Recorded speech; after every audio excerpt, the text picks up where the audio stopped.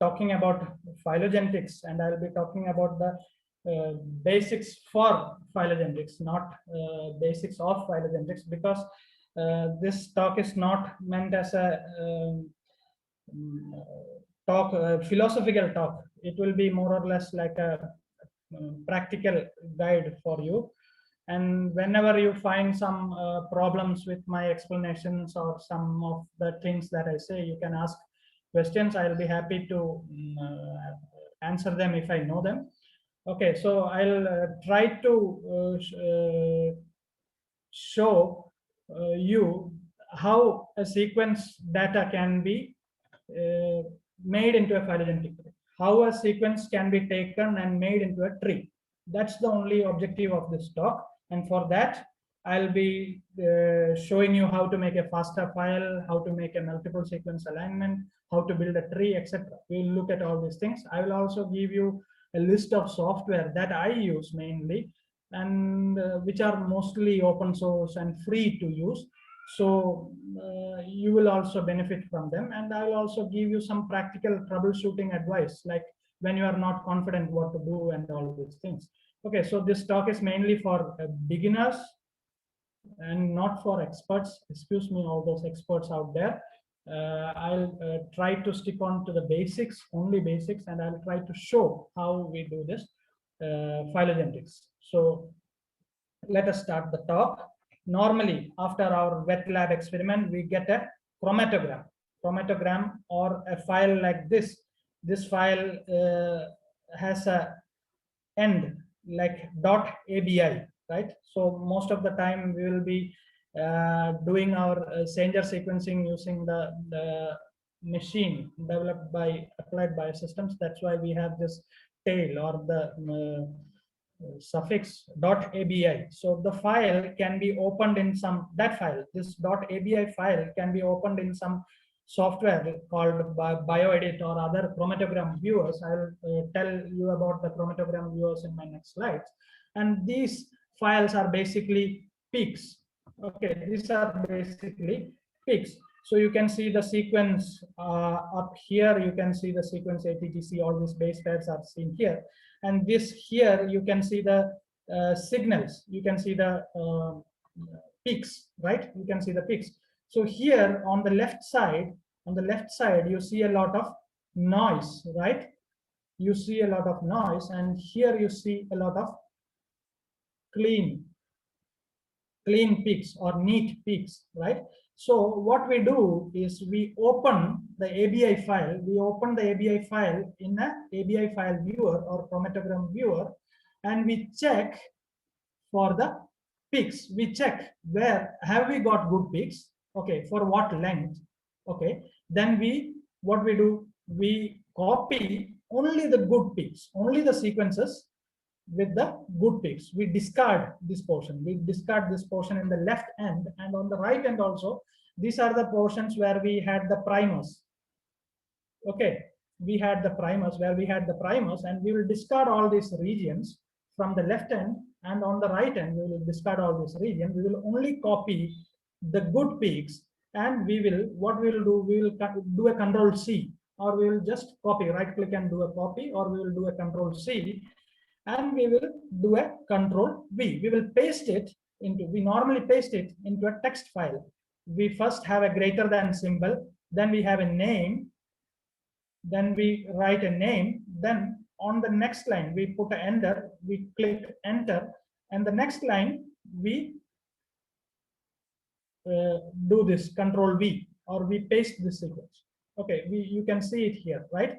So you have the name here starting with a greater than symbol, then you have the sequence here, that is after I enter or a return, after a return button, you have this sequence over here. So you have the sequence name in the header or the header line. So first sequence will be, for instance, first sequence can have the name CB, then you have the sequence down there, then you have the next sequence with the name maybe any other name, Rajiv. You have the name Rajiv, then you have the sequence down there, then you have another sequence with the name, then you have the lines with the sequence. So you have seen, most of you must have seen the FASTA file. So this is a FASTA file. And after you do this into your notepad or your text editor, after you do this, Control V, Control C, and Control V, you open the sequence in a chromatogram viewer, you copy it, you paste it in a notepad, you make this large file with lot of sequences, then you do a save as. You save as dot FASTA.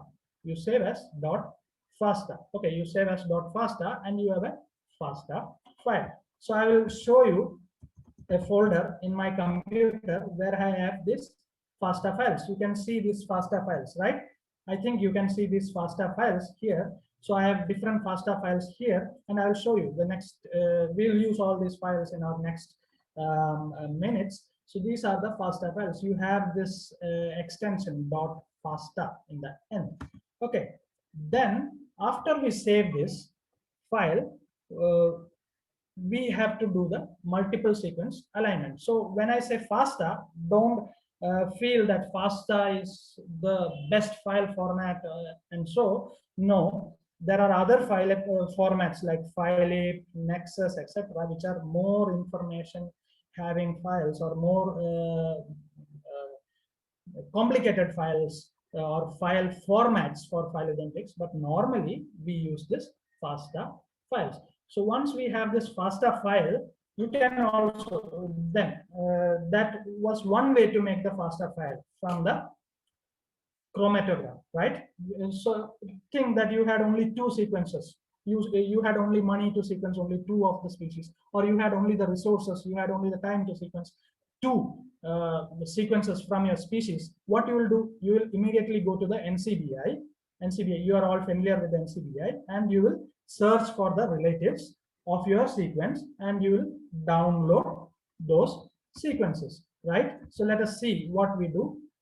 In the NCBI database, we have this drop-down menu. We have all these things, and there we choose nucleotide, and in the search box, we write the name of the species or the genus that we need to study or that we are planning to study, and then we type the gene that we want to study, and then we click this search, we get a list. So here I have put Haludaria and cytochrome B, or you can just put a space cytochrome B. You can put Haludaria and cytochrome B, then click search, and it will search and give us a few sequences. So we have got 11 sequences. If you had put cytochrome oxidase 1, it would have given us a lot of sequences. That's why I have purposefully chosen cytochrome B, because we need only a few sequences to show you. So then from here, what we do, all the sequences that you need can be selected like this by clicking on the boxes here. Or if you want all these 11 sequences, you go to this send to button here on the right side. Then you need all the complete records. You need them as files. You need them in the format FASTA. Okay, you need them in the format FASTA, and you create the file. When you click create file, it will save that file in with the name sequence.fasta in your computer. Okay, in your computer, it will save this file as sequence.fasta. So you have a FASTA file from NCBI. Then you have a FASTA file that you made from the chromatogram. You copy pasted it into a notepad. So you can copy paste the contents of your notepad into this sequence file, and you can make a larger sequence file. You can make a larger sequence file. And once you have that larger sequence file, you can open it in a sequence viewer. You can open it in a sequence viewer. Sequence viewers are many. So you can see here I have given a list. The first chromatogram viewer that I showed you, where we saw all those peaks, was this BioEdit. It's a very good software. You can also see the FASTA file. You can also view the FASTA file in this BioEdit. This software where I have opened this FASTA file is called CView. CView. Okay, this CView. I personally always use CView. Some of you may be interested in Mega, but I have not used Mega for a long time. So I don't have expertise to comment on Mega. Maybe Mega is very good. I have not used Mega for maybe 10 years or more. then normally I use C view. It's very simple and does what we want it to do. Mega is, I think it gives many different things. So I feel a bit complicated. So I have not used Mega since a long time. CView is a very good software. AliView is another very good software. It does only the thing that you need. It opens the FASTA file and it helps us to align the FASTA file. Only these two things are there. Nothing else, or nothing big complicated things. You can also make a tree. That's it. Nothing more than that can be done. You cannot get genetic distance. You cannot get other statistics from these two files. So CView and AliView are the files that I use. Then you have this JALView. It's a very good software. Mega is a very good software. JALView is a very good software. You can use any software to open the sequence file. You can use Bioedit, FinchTV, CTrace, etc. to open your chromatograms and make the FASTA file. Once you have the FASTA file, what you do, you normally go for the multiple sequence alignment. So this is the preliminary step of doing phylogenetics. This is the preliminary step of doing phylogenetics. If your multiple sequence alignment is not good, your phylogeny is going to be rubbish. Okay, so we have to start planning our work from this creation of this multiple sequence. Before that, you have to plan, because you have to make a list of sequences, you have to make a file. After that, this is the preliminary step, MSA. So before going into multiple sequence alignment, I just want to caution you about one thing. You have heard classes for 2 days, or you have attended the workshop for 2 days, and you have already heard about homology, right? You have already heard about homology. The same thing is applicable here also. Normally, you have a gene COX1. Imagine COX1 is this long, COX1 is this long. And what happens? One guy sequences COX1, this region of the COX1. This is the 3' end, for instance. This is the any end. Okay, one guy sequences this end. Okay, another guy sequences this end and puts it in NCBI.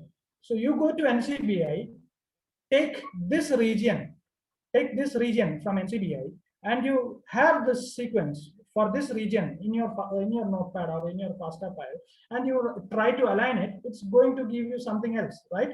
It may align. The software is like, it tries to make an alignment, it gives you alignment, that's it.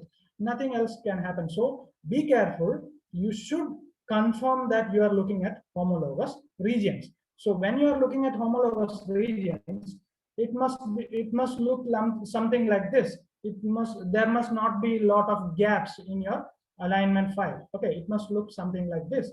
So you should look at the homologous regions to do a phylogeny. That's one thing. And the next thing is, you are going to do an alignment to bring all those homologous sites into the correct position, corresponding position. All the homologous characters will be brought in the corresponding position. So you are looking at homologous loci and you are looking at homologous characters. You are looking at homologous characters. So these characters, these ATGC, are equivalent to the taxonomic characters like lateral line counts, like head length, head depth, all these things. These are all characters, nothing else, right? So these ATGCs are characters, and you should use homologous characters. You should not take lateral line count for one species and take the dorsal fin ray count for another species and do a statistical analysis, right? You are always taking lateral line scale count for one species, and the species you are taking the same value. For another species you are taking the same value. Then finally you are going to do a student test or any other kind of statistical test. Similarly, you should take only the homologous loci and only the homologous characters. To get the homologous characters, we are doing the multiple sequence alignment. So let us go to a sequence. Let us try to open a sequence. I have made a toy data set. This is a toy data set that I have. See this, this is unaligned. This is unaligned. You can see here that this is not very clean, right? This region is not very clean. So in CView, what you do is you do a select all. You select everything. Then you go to this align menu here. You go to this align menu here. You can go to alignment options. You can use cluster or muscle here. These are the defaults. I personally prefer muscle, so I choose muscle. Then I do a align all. It takes a few moments. It takes maybe 1 minute or 2 minutes to do this alignment. And finally, when it is ready, it will show this OK in this black color. When you hit OK, you have this sequence aligned. See this for this region of this sequence DQ283090, all the other sequence do not have a corresponding region, right? They do not have a homologous region. So I have to delete that non-homologous region. Then see, from here there are some sequences with homologous regions, and from here onwards, see, from here onwards you have this homologous region for every sequence. So I have already aligned it and I have edited it for you. So this is the edited sequence or trimmed alignment that I have here. And you have, this is the aligned. So the other thing was more or less, there was a lot of noise there, right? But you look here, this is more or less clean. All the characters are arranged one below the other neatly like this. You have a multiple sequence alignment. It's very easy, 1 minute job, you get this alignment. If you have a lot of sequence and the sequences of larger length, then it takes more time. For a maybe 500 base pair, it takes and 20 species, it takes 1 minute, less than 1 minute, right? So, and you look at this alignment. This is the most important step. You look at this alignment and see here for this sequence. This I have highlighted it, right? For this sequence, here there is an extra G, right? Here all these positions, it's a gap, and here it's an extra G, right? So is this an error while you did the sequencing? Is this an error while you did the sequencing? You have to go back to your chromatogram file. You have to look at this position. Okay, this position may be 100th position in your chromatogram file, but here it's the 5th position in your alignment. You have to find out this position and you have to check if the peak is very sharp or it is very shallow. It's very high or it's very low. It's very, so you have to look at the confidence of your sequencing result. Okay, if you are confident, you retain it. If you are not confident, what you do? It's a shallow position. You think it's a error committed by the sequencer or by, during the sequencing. You go to this props menu. You click on this allow sequence editing, and what you do? You hit. You don't want this sequence, right? You don't want this base pair. That G you don't want. So you click on this base pair, the right base, or the immediate right base to the unwanted base pair, and you click backspace. So it is gone. Okay, then again you can do a alignment. Again you do alignment. Again you do this alignment. Then what happens? That position will be clear. Again you do this alignment. See, here there is no gap. Again you have this position. Sometimes there may be insertions and deletions. That's the thing that I wanted to say. Sometimes there may be insertions in some species. For instance, you are studying sharks and you are studying rayed fishes. So in sharks, there may be an insertion that is not found in bony fishes or rayed fishes. Why? Because the time of evolution is very large. There is a chance that there are certain insertions. So you have to be particular about if it's an insertion or if it's a error. To confirm that if it's an insertion, you have to go to the chromatogram and see if that's a sharp peak. If the peak is very sharp and very high, very confident, more than 50% confidence is there, then you retain it because it's an insertion. If the peak is not, if that thing is not very sharp, it's very shallow, you delete it. Okay.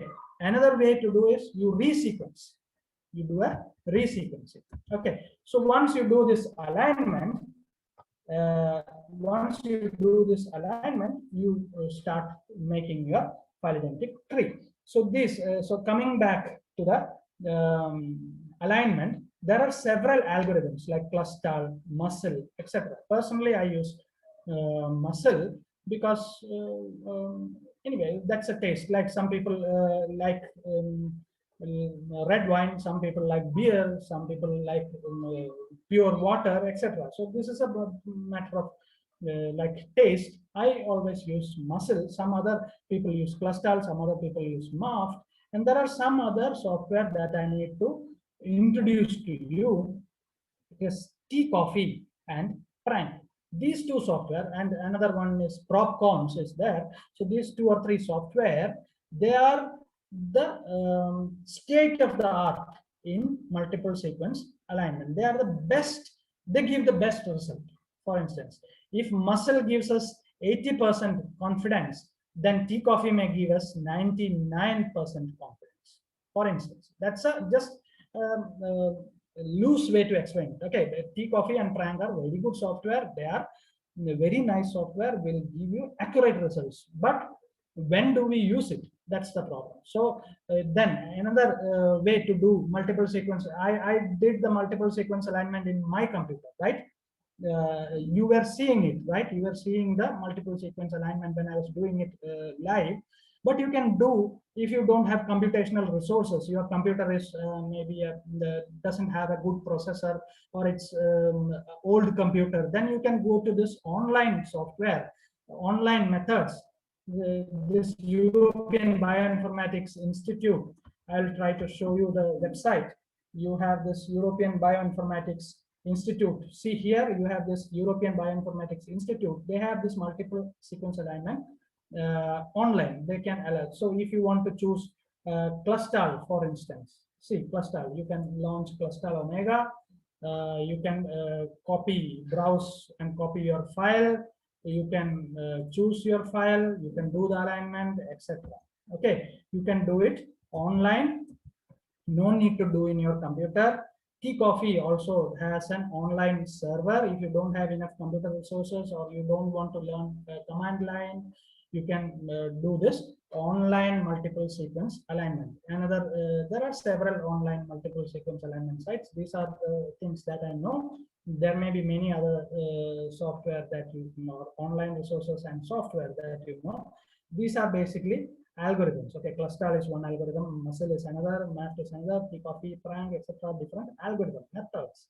Okay, but they have a standalone program as well associated with it. Now, if you are not confident about your multiple sequence alignment, you see, when you are a beginner, you will have a lot of doubts. Okay, you will have a lot of the is my alignment very good, is Clustal very good, will Muscle be very good? Because that resource person in that workshop said that he always use Muscle. Maybe is Muscle very good, is Muscle better than Clustal, is Maft better than Clustal? Because I saw it in the in this publication, is it better? So if you have such doubts, you can calculate this TCS score, transitive consistency score, for your multiple sequence alignment. Okay, you can calculate this score. So this is one that I know. There may be other. So you can also look at the consensus sequence, and you can look at the sequence and find, okay, everything is aligned. Visually, you inspect the alignment, everything is aligned perfectly. No need to go for another software to check if it is confident. There is nothing else to happen. All these are aligned very nicely. So I'm going forward with my phylogenetic. You can do that. You can visually inspect the alignment. Even if after visually inspecting, if there are some 2 or 3 indels, you are confused, you can go to this Tea Coffee software. See, this Tea Coffee software has this TCS scores. You can go to their online server, or you can download the program in your computer, but you have to do the command line. If you download Tea Coffee in your computer, then use in your Tea Coffee result, you can see the score, alignment score, you can see here. In Clustal, Muscle, etc., you get an alignment score, but they cannot be comparable because one is orange and another is apple. But if you go to the TCS, you can give different alignments and you can calculate the score. Okay, you have a score of 373. Okay, is it nice? You give the next alignment, Clustal alignment, you give here and see if the score is good. Then you can see here there is a color code, right? The green color shows that it is very not very well aligned. The yellow colored region, again, it's not, it is average alignment is there, then this violet color is badly aligned. All these color codes are there, so you can see if your alignment, if you are confident, or if your alignment is good or bad. You can check with this TCS evaluation. So how do we define, how do we say the generalize which alignment program should I use? So what's the rule of thumb for MSA? First thing that I would say is the accuracy. If the software is accurate, Clustal is accurate, yes. Muscle is accurate, yes. MAFT is accurate, yes. How do we know it? Because they have a lot of citations, because there are a lot of publications showing their quality. Okay, so you have to choose an accurate program. Then the second thing, according to me, is the ease of use. Do you have a GUI program? Can you go there and click and do all this alignment? Then I would choose it, because for instance, MAFT is a very good alignment program, but I have not found a good GUI to do MAFT. So always I have to go to the command line to do MAFT alignment. So ease of use is the next thing. Then the time consumed. For instance, if you take 1 minute to do alignment in Muscle or Clustal, it may take 3 to 4 hours to do alignment in T-Coffee. It may take 1 day to do that alignment in Prank. Okay, so Prank and T-Coffee are very good software, but they may take more time. Do you want to spend more time to get an accurate result, or are you happy with Muscle? That's your choice. These are the rule of or the general things that I normally follow when I do a multiple sequence alignment. Hope you are following. Let us go to our topic of interest, phylogenetic. So if you have a good multiple sequence alignment, then you will get a good phylogenetic tree. I'm sure about that. Or all practicing phylogenetists are sure that you will get a good tree if you have a good MSA. If you don't have a good MSA, then you will have a bad tree. So for having a good MSA, what do you need to have? You should have a good data set. For getting a good data set, what do you need to have? You need to have good sequence results, sharp peaks. If you are doing a very bad lab work, then you will never have a good sequence. Then you cannot make a good data set. Okay, so whatever I am saying in this talk will if you ask me how much time you will take to make a phylogenetic tree, maximum likelihood phylogenetic tree, normally I take 10 to 15 minutes to make a phylogenetic tree from the start to the end. Get the FASTA file, do the alignment, do the tree, less than 5 minutes. For less than 100 sequences, less than 1000 base pairs, less than 100 sequences, less than 1000 base pair, you take less than 5 minutes. Okay. Okay, that's the time that you need. But to learn all these things, it may be a sharp learning curve. So looking at phylogenetic trees, you all know what a phylogenetic tree is. It shows us the origin or the evolution of that organism or species or sequence. So when we are doing molecular phylogenetics, we are looking at sequences. Sometimes you can do phylogenetics with characters. You can code characters like 1 for presence, 0 for absence, etc. Then you can do a phylogenetic tree with that, and that's again a phylogenetic tree, right? And this method was developed keeping in mind morphological characters. Cladistics was developed by Willy Hennig, and he was looking at characters, taxonomy, apomorphies and plesiomorphies, etc. So we are looking at plesiomorphies and apomorphies in the sequence alignment and building a tree. Okay, so there are several questions that we can answer using a phylogenetic tree. I will show you 1 or 2 of them. Then there are several other questions. Imagine I sequenced one species E. And imagine this clade given here is Dawkinsia. This clade is Dawkinsia, and this is Haludaria. This is Haludaria. Okay, this is Dawkinsia, and this is Haludaria. And I was dumb enough to think that this sequence may belong to Haludaria. So that's the phylogeneticist is a non-confident taxonomist. Okay, If you are confident about your taxonomy, about your morphology, no need for all this high funda techniques. Okay, so if you are dumb like me and you don't know what is species E, it may be a Herodaria, it may be a Dawkinsia, I'm not sure, then you do a phylogenetic tree. Okay, so this Dawkinsia, now see the sequence is falling into this clade or into this monophyletic group starting here. This is a branch, right? This is a clade. This branch has this three members, right? So I am confident that species E belongs to Dawkinsia. Now I start to write my paper. Okay, so if this was, for instance, the course director, Dr. Rajiv, he would have immediately seen the species known that this is Haludaria or this is Dawkinsia. Then he would have written his paper maybe 10 months back. Okay, I take more 10 months. So molecular phylogenetics, that's molecular phylogenetics. You can check if the sequence is falling into a clade, but it can answer difficult questions. Look at this question. This is a paper that we did long back, and we were looking at Lepidopygopsis typus, which is a monotypic genus which is found in only in Periyar. It's endemic, so single point endemic, I think. So this Lepidopygopsis typus was thought to be a schistothracine fish, which is found in Himalayas. So we did a sequencing study, we did a molecular phylogenetic study, and we found out that this Lepidopygopsis typus was coming along with the barbs, large barbs, okay, Thor, Barbodes, etc. Okay, or Hypsilobarbus, etc. Okay, this is coming together with barbs. So we answered the question if the sequence or if the species falls into. So it was surprising because Himalaya has a schistothracine fish, then Periyar has a schistothracine fish. How it happens? How can it happen? It's a mystery, right? So we try to answer questions like, you can answer questions, interesting questions like that. Molecular phylogenetics is more or less for these kind of questions, not for solving your taxonomic problems, because you need to know morphology before you start doing morphology, molecular phylogenetics.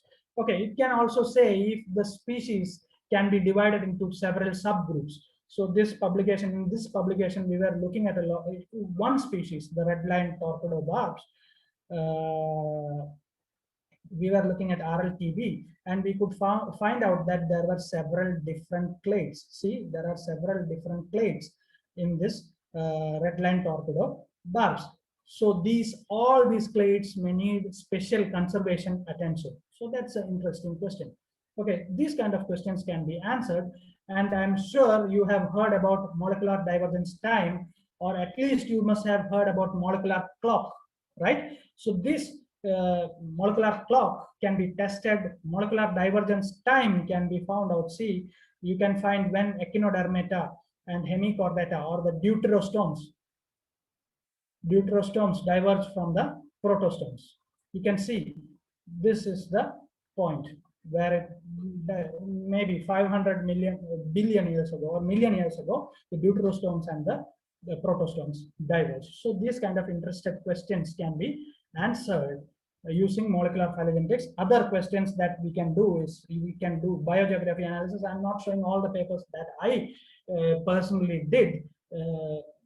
So biogeography analysis I have done, species delimitation I have done. I'm not showing them. Gene duplication, you can see if you know about gene duplication or whole genome duplications, right? You have heard about at the base of fishes there was a whole genome duplication. So if you look at a gene in mouse, if you look at RAR gene, retinoic acid receptor in mouse, there will be RARA. If you look, there will be one copy.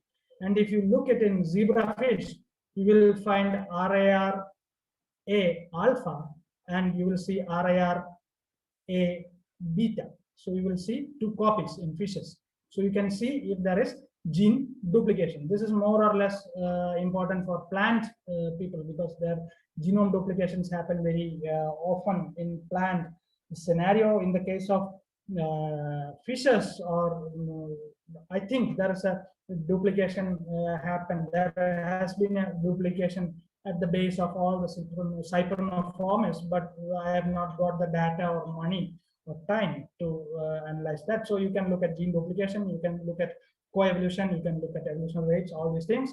You can look at the parasites like COVID-19, how is it evolving, etc.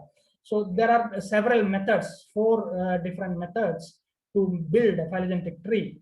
And this distance-based method, this is the neighbor joining method. Then there is a parsimony method, maximum parsimony method.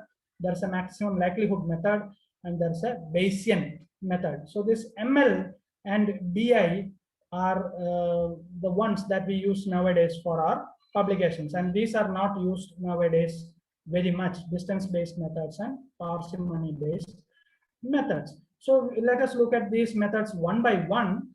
I think we are running short of time. I have to finish the presentation in another 10 minutes. So we'll go quickly into these methods, and I will show you how to make a maximum likelihood tree very quickly. Okay. So distance-based method, simply it looks at the genetic distance between these sequences. So we have sequence 1, 2, 3, 4, 5, 6, 7, 8 sequences here, and we have 1, 2, 3, 4, 5, 6, like that. We have sequences here. So distance between sequence 1 and sequence 1 is 0. Distance between sequence 1 and sequence 2 is 0.007. Distance between sequence 1 and sequence 4 is 0.06 or 6%. Okay, like that. So this kind of distance is taken and a tree is drawn based on the genetic, or it's a graph. It's a graph. It's plotting a graph. We'll do a neighbor joining tree in a few moments. So this is the distance-based method. Now let us look at maximum parsimony. Here again, they look at the characters, and there is a philosophy that the simplest way to achieve that character. So we have A in Haludaria fasciata, and you have T in Haludaria melanambix, for instance, at position 356. Okay, so maximum parsimony looks how A has been substituted by T in melanambix. Okay, it can be A to C to G to T, or it can be A to G to T, or it can be from A to T, like that. So it looks at minimum number of steps taken to achieve that character state, and it looks not exactly like this. It looks at the simplest way to achieve a phylogenetic tree. So it calculates a score for all the substitutions. It gives a penalty for more number of steps taken to build the tree. If you take more number of steps to build a tree, there is a penalty. If you take the tree with the simplest number of steps is thought to be the maximum parsimony tree, and that tree is thought to be the best tree. But this both neighbor joining and maximum parsimony trees are not used nowadays. To be frank, I have never done a maximum parsimony tree for several years with molecular data, but with morphological data you always go for maximum parsimony.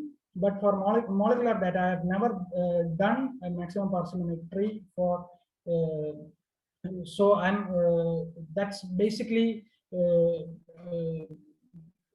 that I have adhered to the philosophy of maximum likelihood. Okay, I adhere to the philosophy of maximum likelihood. That's why I don't do a maximum parsimony tree. But for instance, if you want to do a publication in the journal Cladistics, okay, in the journal Cladistics, if you want to do a publication in Cladistics, surely you need to have a maximum parsimony tree. And if you want to do a publication in molecular phylogenetics and evolution, you cannot have a neighbor joining tree and give a publication to MPE and ask them to publish. They always require maximum likelihood trees.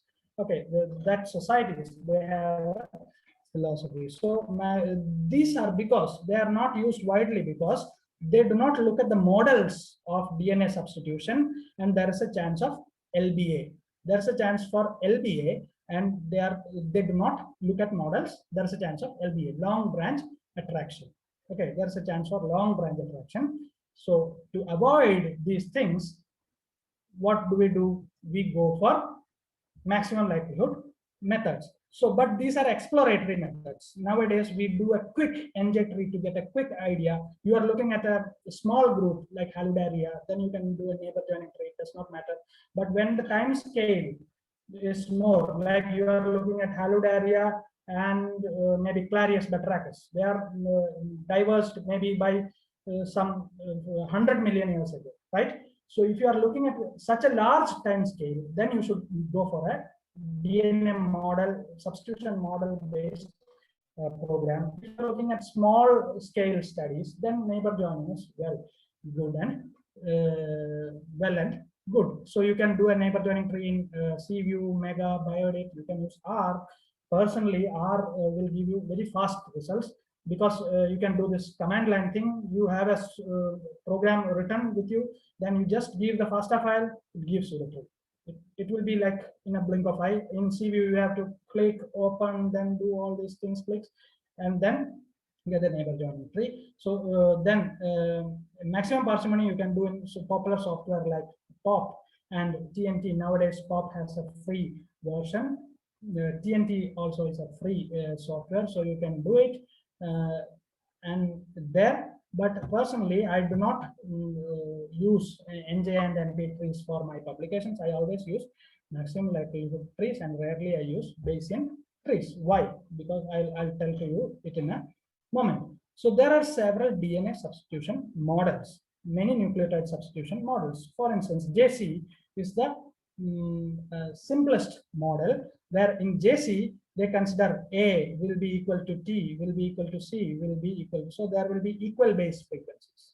Okay, the proportion of A will be equal to T, will be equal to C, and will be equal to G. That means each will have 25% bases in the sequence. Okay, and there is equal probability or equal chance for change from C to T or C to A. Purines can change into a pyrimidine, or pyrimidine can change into a purine, and pyrimidine can change between them. Pyrimidines can change between them. Adenine and guanine purines can change between them, or change from adenine to thymine with equal ease. Okay, this kind of proportion, this kind of thought was behind the Jukes-Kander model. Then Felsenstein, again, differentiated transitions and transversions. K2P, differentiated transitions and transitions and sorry. Felsenstein said that there will be unequal frequencies and equal probability to change. K2P said that there is equal frequency of bases but unequal transition and transversion. Likewise, you have sophisticated models like GTR. GTR will have around 200, more than 200 substitution, like submodels. There are more than 200 submodels. 200 submodels means it is very difficult to find out the correct submodel. Okay, correct model which we which our sequence data which model explains our sequence data very well. Sorry, my children are making some noise, that's why I got distracted for a moment. So this JC model is not very good. Why? Because it considers A, T, C, and G as equal, right? In real life situation, we know that purines and pyrimidines will be in different proportions.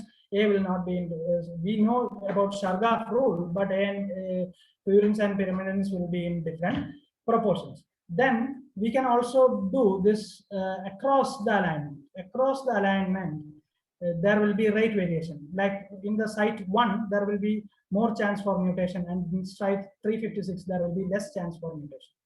Okay, so there will be a rate variation for mutations or substitutions at these two different sites. It will be different for 2, it will be different for site 3, likewise.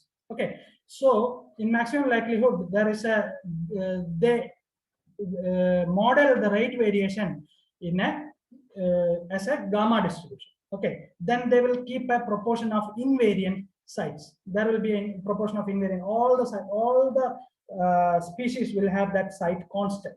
Okay, that is also there. So these are the some basics about the models. I have this write up about these models. I'm not going into it very deeply. Just imagine that JC is the most simple model, and imagine that GTR is the most sophisticated model. GTR is the most sophisticated model. That's why always when you do a model test, GTR is selected. Okay, and does nucleotide substitution model matter? Yes, yes. There are several publications saying that, and we know for sure that they matter. Okay, nucleotide substitution models matter. Okay, now we have to look how we find the model and how we make the tree. How we make the model, find the model, best model, and how we make the tree. So for doing an ML or the Bayesian tree, we have to prepare a good multiple sequence alignment, which we have already done. Then we have to test the best model. Then we have to build the tree. Model test. Model test is done by model test software. Model test was developed by Posada, scientist called David Posada, and now he has a new version called Model Test NG. Okay, Model Test NG, and this Model Test NG is the state of the art or the benchmark. You can also do model testing in IQ-Tree. This is a software, IQ-Tree. I will show you that software. IQ-Tree, sorry, this one is IQ-Tree. Okay, this software, IQ-Tree software, you have a web server for this IQ-Tree. It is developed by a group in Austria, bioinformatics group in Austria. You give the alignment file here, and you ask to find the substitution model. It gives us the substitution model. So you can find the substitution model. You can find the substitution model using an online server or an offline method, using offline methods.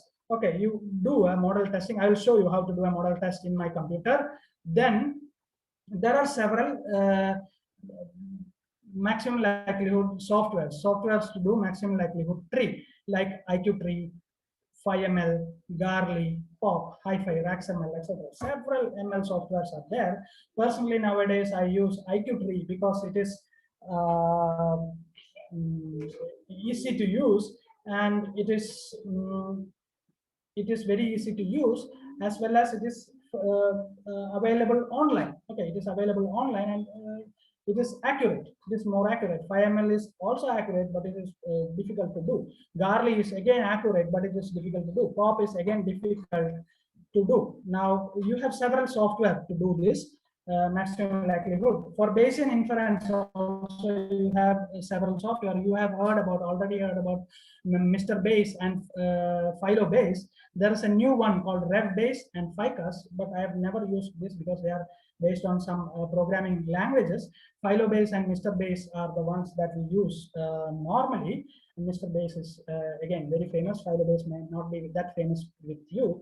Again, why some people choose maximum likelihood above Bayesian, or why some people choose Bayesian above maximum likelihood? That's a question. Because maximum likelihood is faster, easy to do. It has a GUI. So it's there are GUI software for maximum likelihood. It can test more number of models, 203. All these 203 models that we were telling about, the GTR sub models. All those GTR sub models can be tested here, or can be used to build the tree. It is suitable for larger alignment. Why? Because it is faster. The algorithm is more tailor-made for doing larger alignment. So you have 10,000 base pair, 1 lakh base pair. Then you can do it with ML. If you go for Bayesian, it will take years to complete. For instance, if you have 100 species, 1,000 base pairs, and if you do a ML tree, you will get the result in maybe less than 5 minutes. Okay, but if you do it in a Mr. Bayes, it can take something like 2 to 3 days. Okay, to converge. That's the difference. So mostly lazy people like me, we choose maximum likelihood. But Bayesian methods has some advantages because it can use some complex models like CAT. If you look at the group of Nicolas Laclotte from Canada, they have this CAT models, and these CAT models are especially good in modeling rate variation across sites. We were telling about a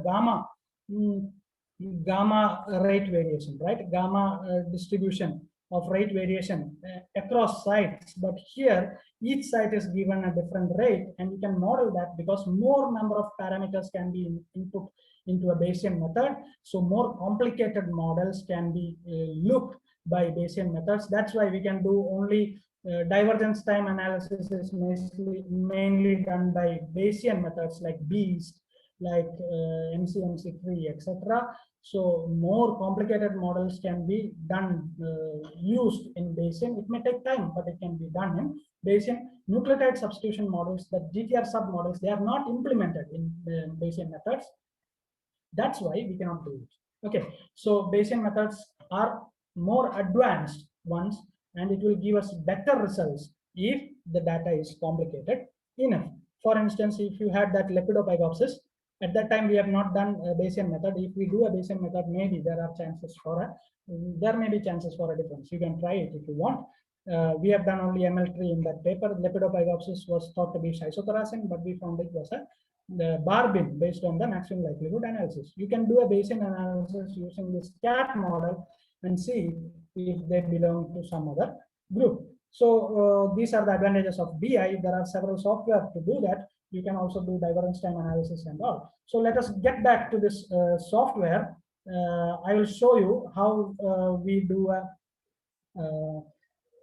maximum likelihood tree or neighbor joining tree. I will open a file.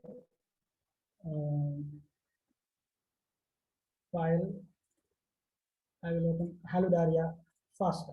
Okay, this is a data set of Haludaria that we downloaded from our NCBI database some moments ago. So this is the sequence. This is unaligned.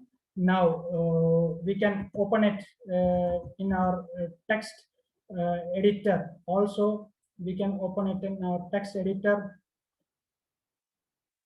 You may be finding my presentation strange because I use Linux. There are several different, so opening it in text editor, you have this long header lines here, right? You have this long header lines here. You must make it beautiful. You must make it short for us to understand. You must do all this data trimming first. Then you go back to the software. You go back to the software. Then change the name. I have changed the name here in this file. Okay, now this is another way to do multiple sequence alignment, which I am going to introduce you. This is the sequence of cytochrome B. This is a coding sequence, right? Coding. The other one was 16S that we did earlier. That's not a coding sequence. This is a coding sequence. So here we can set the genetic code. I'm going to show you something else. We can set the genetic code. This is a vertebrate mitochondrial gene, right? You can set the genetic code, vertebrate mitochondrial. Then you can do this. You can translate it into amino acids. See, you can translate it into amino acids. See, so now they are in different. These few sequences are in a different reading frame, right? These are in the first reading frame. This may not be in the first reading frame. So let us go back. Temporarily, we go back. We change the reading frame, or we give enter. We change the reading frame. We come back. We look. Okay. So everything, so the star symbols that you saw there was the stop codons. That means that's not in the exact reading frame. Okay, that's not in the exact reading frame. That's why there were the star symbols. Okay, so when you have this stop codons, you should remove it. Otherwise, it does not align well. So now all these are in the correct reading frame, and you can align as proteins. You can align these sequences as proteins. Okay, it is already aligned so fast. Okay, you align it as proteins. Now this is the alignment that I got. Okay, this is the alignment that I got. Now I don't want to work with proteins, right? I want to work with nucleotides. So just there is this button, view as proteins. Click it, you can see as protein. Click it again, you don't see it as protein, you see it as nucleotide. once again. Okay, so aligning as amino acids, it's one strategy that I use quite often to be more confident, because you have this ATGC as codons, as triplets, right? And there is more chance for mutation at the third position. Okay, right? You know that. You know about Google hypothesis and all these things. So if there are more substitutions at the third position, there is more chance for misalignment when you do as nucleotides. So when you do as proteins, there is less chance for misalignment. Now you have a menu item here called trees. See here, you have three methods to make trees. Okay, I'll do a distance-based tree. We have this JC method. Okay, I will do a distance-based tree. See, it took 1 second. Okay, this is the distance-based tree that I got. Okay, now let us see. I will make a parsimony tree. It is asking me several questions like randomized sequence order 5 times. Okay, then I want to do it fast because we have a time constraint. Again, we got the, so see, this tree is different from the other one, right? This tree is different from the other one. This one and this one are different, right? This tree and this tree are different somewhat, right? This Pungius melanampix has come here inside. Okay, into this clade. Here it was going as an outgroup, means that there is a more genetic divergence between that sequence and other melanampixes, but here it is giving us, see, MP is better than maybe our neighbor joining. Okay, now we have a chance for doing maximum likelihood tree also here. Okay, I will just, let us just click on this FireMail and see what it asks. It is asking for a model. See, I'm not sure which model is good. I'll show you model test in a moment. Okay, so I'm just plainly, I'm choosing GTR. I am asking to find out the number of invariable sites. Okay, I'm asking it to find out the equilibrium frequencies of the bases. Okay, I will give all these things and I'll ask the software to run. It will take some time to finish. Okay, it will take, maximum likelihood takes more time to finish than neighbor joining. Now it is finished. Okay, neighbor joining took 1 second. Maximum likelihood, maximum parsimony took another second. Now this one is taking more time. Okay, see here we have another. Okay, so I have done the maximum likelihood tree for another data set, right? So we'll see the Puntius data set. Okay, we'll see the Puntius data set. I have several windows open here. Okay, this is the aligned Puntius data set. We'll go to FireML. We'll run it fast. Okay. Okay, finished. Let us see how it looks compared to maximum likelihood. See, here Puntius melanampix is falling into this clade nicely. So this clade may be of Puntius melanampix. Okay, and this will be of, sorry, not Puntius. Now it is Haludaria melanampix and Haludaria fasciatus. These sequences may be from long ago. That's why they have not got the genus changes. See here, in maximum parsimony, the tree is not very good. Here, the number of changes between this and this may not be modeled very well. That's why there is this kind of maximum parsimony is also more or less similar to our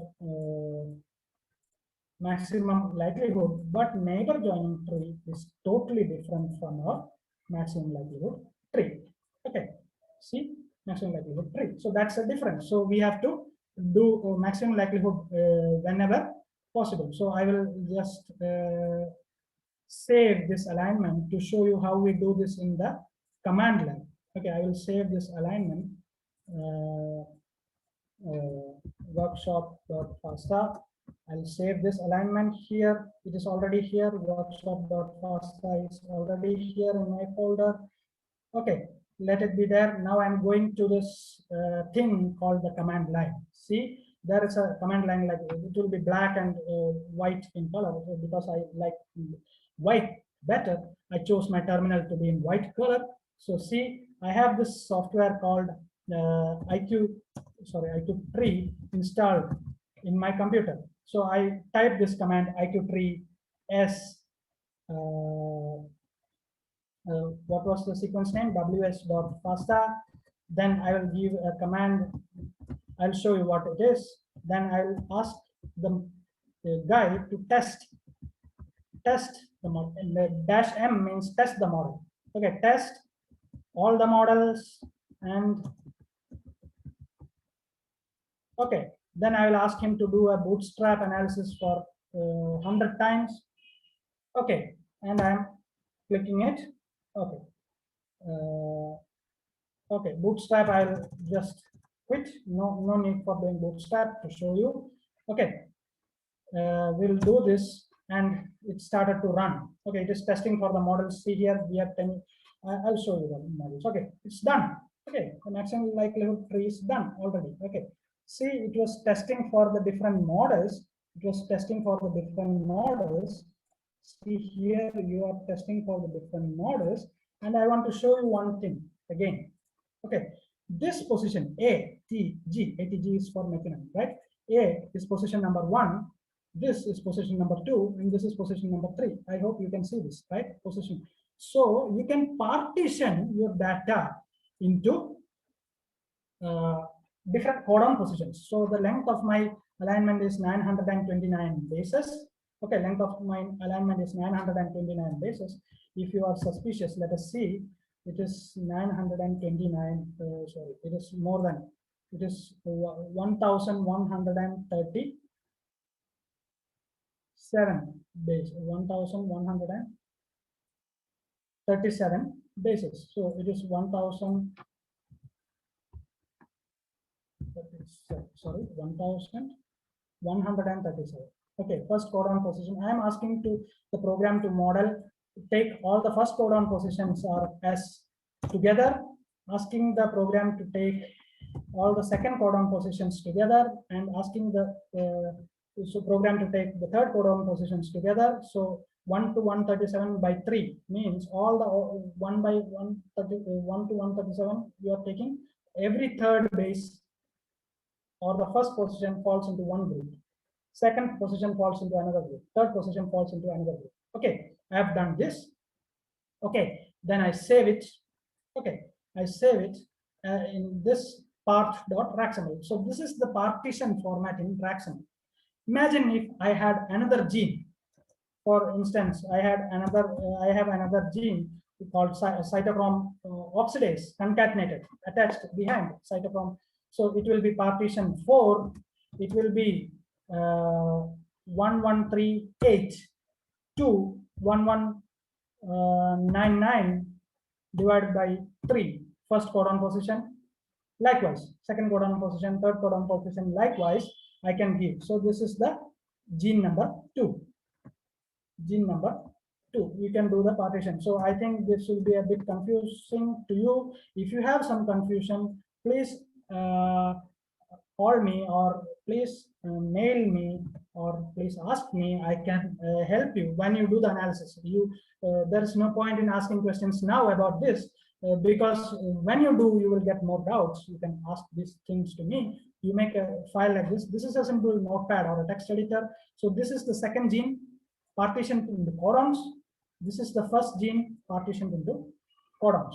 Okay, I'll get back to here. Let's get back just to draw. You have cytochrome B as the first partition. You have COX1 as the second partition. You have RAG1 as the third partition. And again, you are partitioning 1, 2, 3, 1, 2, 3, 1, 2, 3 like this. So you are partitioning by gene, and you are partitioning by codon.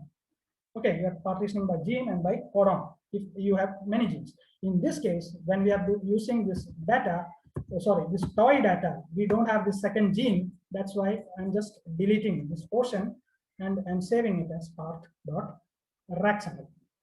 Okay, so let us see why I did this. Why did I do this? Am I crazy?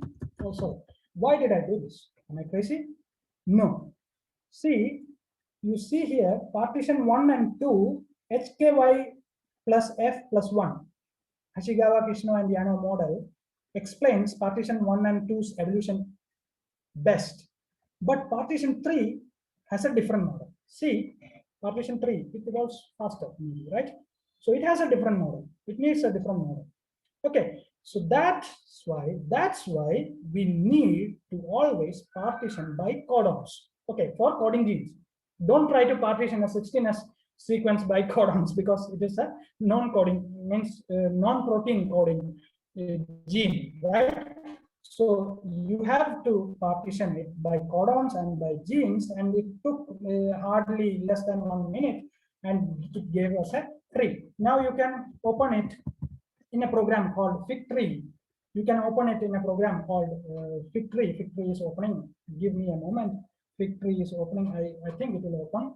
So in the meantime, let us go back to our presentation. So when you are confident with your phylogenetic tree, you start to you go for a publication. So you some theses or some publications will have NJ tree, MP tree, ML tree, BI tree. Why? Because you are not confident about your. So let us look at the tree. Let us look at the tree that we built just now. 1 minute. Go to the folder. You have this with the extension tree file. This is the. So you are asking it to. Let us ask it to midpoint, root it at the midpoint. Okay.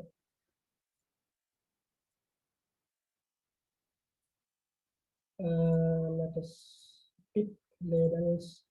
Let's increase the font size. Okay, this is the tree. This is the maximum likelihood tree. This is somewhat similar to the GTR tree that we built, right?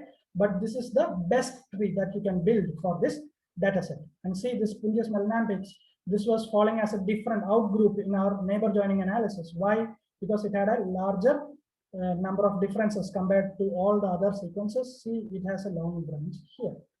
Okay, to avoid this long branch, again, you will have to choose CAT models because here rate variation across sites is modeled as a gamma distribution, which is not that correct. So coming back to the presentation, you can do a ML tree always partition by codon and partition by gene. That will be the best. If you have a lot of computer resources, you can go for a BI tree. And if you have, again, you have problem. You can look at the phylogenetic signal. There is a publication by this Anders von Hassler and Fabian Schimmer. These two guys are the ones who developed IQ3 as well. He is the group leader. So they have this software IQ3, tree puzzle, etc. You can do this phylogenetic signal analysis. They take every set of 4 sequences. Okay, every set of 4 sequences, and they build the tree, and they see how resolved it is. Okay, not like this. The 4 sequence tree should be resolved like this and not like this. If it falls like this, the 4 sequence trees fall like this, that proportion is given in the points like this and here, okay, in the middle. If it is fully resolved, it is positioned in these corners.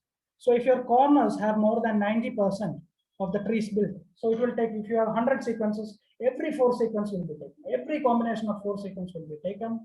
They will build the tree. They will look if the trees are fully resolved, not a star tree. Okay, if it is fully resolved, they will put a dot here in the corner, in 4 corners, in these 3 corners. Okay, they will put in these 3 corners, and if you have more than 90% of your values in these 3 corners, okay, see these 3 corners. Okay, these 3 corners, then your sequence has a good phylogenetic signal. Okay, another way to look is to look at substitution saturation. You can do this. You can do a model and you can find the distance, make a matrix. You can take the raw genetic distance, you can draw a graph. Okay, if the graph is going like this, rather than being like this, that means there is saturation. What is saturation? It is, so see, sometimes A will be substituted to T. In CB, it will be A, and in my child, it will be T, and in my grandchild, it will be again A. Okay, grandchild, it will be again A. But if you are looking at my sequence and my grandchild's sequences, there is no difference. So the software will say there is no difference. Okay, so according to the when the time increases, there are more chances of back substitutions. Okay, there are more chances of back substitutions. So control of this. So this increases when you look at all Cypriniformes, all fishes and amphibians, like that. That scale, 500 million years, 100 million years. If you look at that scale, you have to look at saturation. You have to make sure that you are getting a linear plot like this. You have to make sure that you are getting all your trees resolved.